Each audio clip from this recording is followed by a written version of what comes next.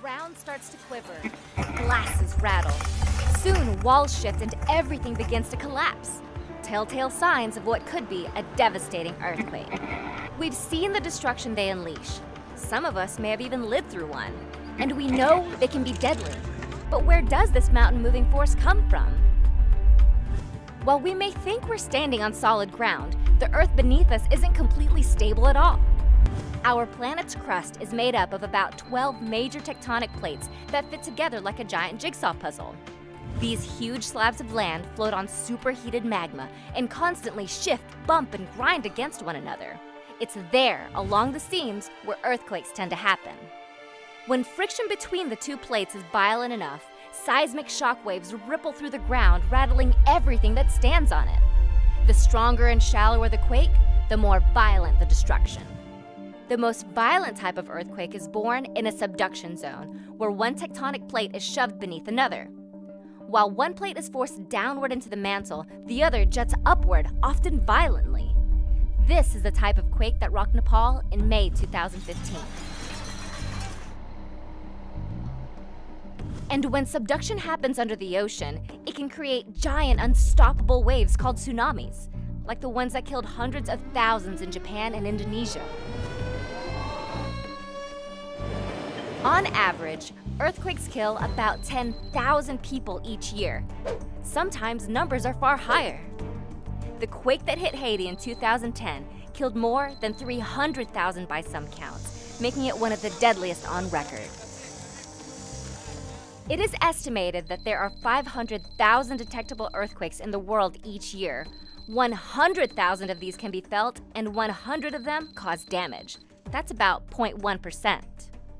The magnitude of an earthquake is measured using the Richter scale, which runs from 0 to 10, 10 being the strongest. Every whole number increase on the scale means 10 times more ground motion change. In recorded history, the world has never experienced a 10 on the Richter scale, but scientists predict an average of at least one major quake of magnitude 8 or higher every year. The fact is, the Earth's crust is restless and always on the move. We can't see earthquakes coming, but we can prepare for them. Engineers are now designing stronger buildings, resilient enough to survive a direct hit. Scientists are crunching data to project the power of future quakes and anticipate when and where they could strike next.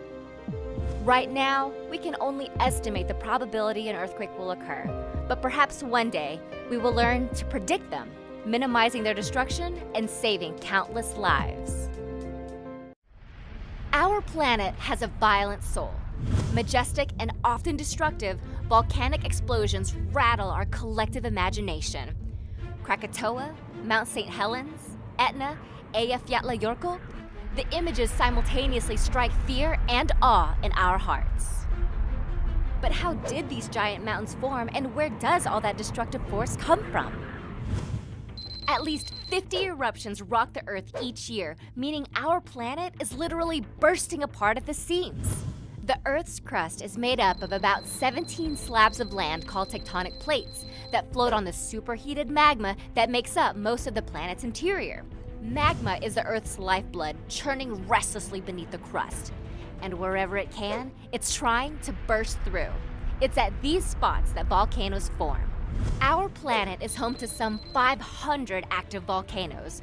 While some volcanoes, like those in Hawaii, break through a thin point in the crust called a hotspot, the vast majority of volcanoes occur on active fault lines where tectonic plates meet. The most volatile region is the Ring of Fire, a geological fault belt that rims the Pacific Ocean and holds roughly 75% of all the Earth's volcanoes. Typically, volcanoes take one of two forms. Shield volcanoes, wide and broad with lava usually slowly oozing out of them, and composite or stratovolcanoes, steeper and more violent. When hot liquid magma reaches the surface, whether in a slithering flow or a booming eruption, we call it lava. Though molten lava may seem threatening, it's not known to move quickly. A volcano's pyroclastic flow is far more deadly. This poisonous ash cloud can race down and stop the residents of Pompeii dead in their tracks. But despite the volcano's brutal destruction, it is also a force of beauty and rebirth for the planet. Lava creates new lands where life can flourish. Like it or not, volcanoes are part of the planet's life cycle.